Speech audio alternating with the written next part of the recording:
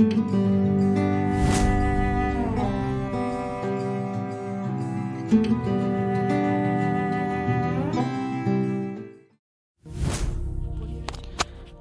పరిశుద్ధ నామమునకు మహిమ కలుగును గాక. క్రీస్తునందు ప్రియ దేవుని బిడలారా, ప్రభువైన యేసు క్రీస్తు పరిశుద్ధ నామంలో మీ అందరికీ వందనాలు చెల్లిస్తూ ఉన్నాను. ఈ దినమంతయు మీకు మీ కుటుంబానికి దీవెనకరముగాను ఆశీర్వాదకరముగాను దేవుడు అనుగ్రహించాలని మీ కొరకై ప్రార్థిస్తూ ఉన్నాను. నేటి దినము కొరకు ఏర్పాటు చేయబడిన దేవుని వాక్యము మత్తయి సువార్త 13వ అధ్యాయం 27వ వచనం. అప్పుడు ఇంటి యజమాని దాసులు, అయ్యా, నీవు నీ పొలములో మంచి విత్తనములు విత్తితివి గదా, అందులో గురుగులు ఎక్కడి నుండి వచ్చినవని అడిగిరి. ప్రియులారా, నేటి దినము కొరకు ఏర్పాటు చేయబడిన ధ్యానాంశము గోధుమ గింజ. ప్రియులారా, యేసు ప్రభు చెప్పిన ఈ ఉపమానము ద్వారా లోకంలో దేవుని సంకల్పాలు ఎలా ఆయన నెరవేరుస్తున్నాడో మనం అర్థం చేసుకోగలం. ఇక్కడ పొలమును గూర్చి చెప్పబడింది. పొలము లోకానికి సాదృశ్యం. అందులో విత్తబడిన విత్తనాలు గోధుమ విత్తనాలు గూర్చి చెప్పబడింది. గోధుమ విత్తనాలు దేవుని పిల్లలకు, ఆయన మూలముగా జన్మించిన వారికి గుర్తు. అయితే గురుగులను గూర్చి మనం చూచాం. గురుగులు దుష్టుని సంబంధులు. ప్రియులారా, ఇలాంటి వారిని విధానాలను వెదజల్లేవాడు అపవాది.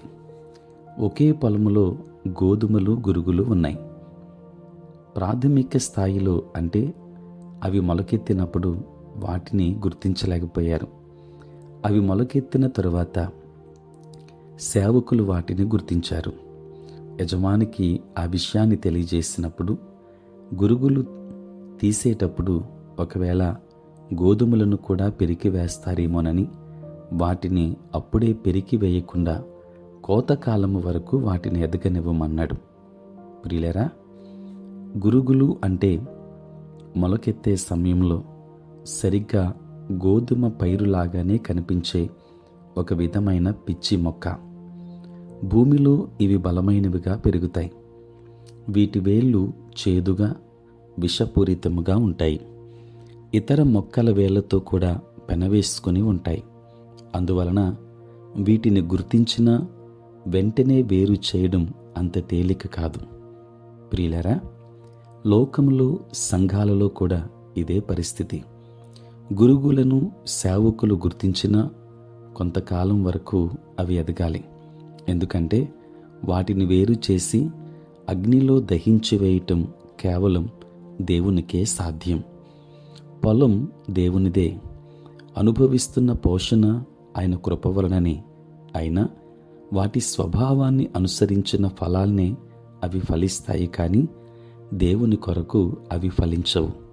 అయితే వాటి మనుగడ ఇతర శ్రేష్టమైన పంటకు ఇబ్బందికరముగాను ఆయాసముగాను ఉంటుంది. గురుగులు గోధుమలుగా మారలేనట్లే గోధుమలు కూడా గురుగులుగా మారవు.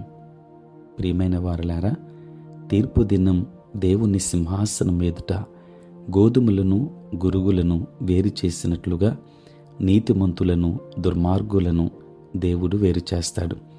ఆయన రాజ్యములో నుండి ఆటంకములుగా ఉన్న ప్రతిదానిని, దుర్నీతి పరులను అగ్నిగుండములో పడవేయను.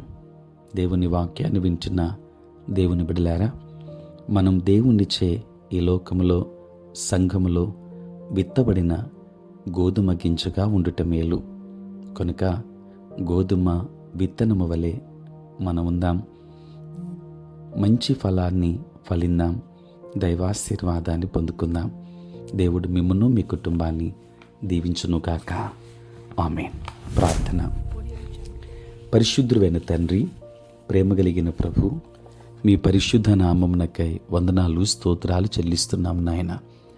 రాత్రంతయు కాపాడి సంరక్షించి సుఖనిద్రను మాకు దయచేసి మా జీవితంలో మరి యొక్క నూతన దినాన్ని మీరు మాకు అనుగ్రహించినందులకే స్తోత్రాలు.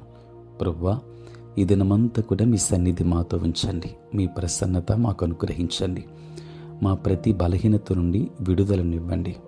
నేటి మా పనులలో, ప్రయాణంలో, పరిచర్య అంతటిలో మీరే తోడుగా ఉండమని ప్రార్థిస్తున్నాం.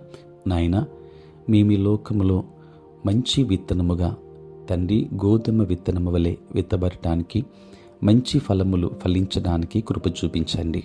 నాయనా తండ్రి, మరి చదువుకుంటున్న బిడ్డలను మీరు దీవించండి. వారికి కావలసిన జ్ఞానాన్ని, వివేచన, జ్ఞాపక శక్తిని అనుగ్రహించండి. తండ్రి, ఉద్యోగస్తులు, వ్యాపారస్తులు, కష్టపడి పనిచేసుకుంటున్న బిడ్డలందరినీ దీవించండి. నీ సేవా పరిచర్య చేయుచున్న ప్రతి సేవకుని మీరు ఆశీర్వదించండి. ఆంధ్ర ఎవాంజలికల్ లూథరన్ సంఘాన్ని దీవించండి.